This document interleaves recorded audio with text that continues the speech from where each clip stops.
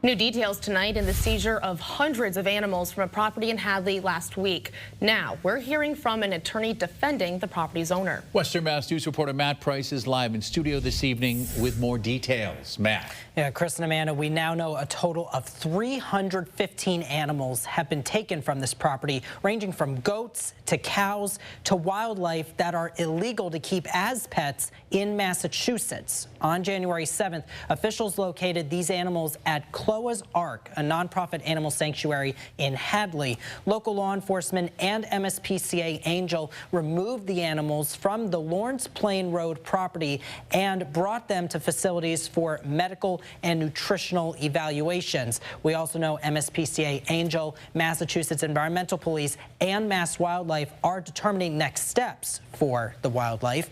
We heard from an attorney representing Patrick Weisstroffer, who owns the property. In a statement sent to Western Mass News, attorney David Mintz says Weisstroffer, quote, had been in regular contact and cooperation with MSPCA during the week prior to the raid, and that there is a lot more information that will come to light as the investigation continues.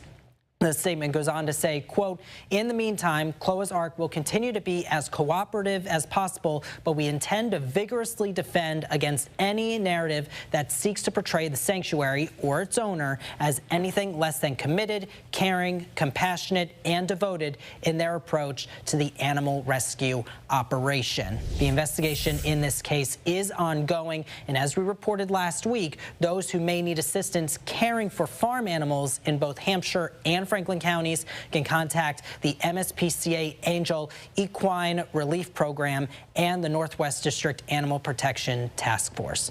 Reporting live in the studio, Matt Price, Western Mass.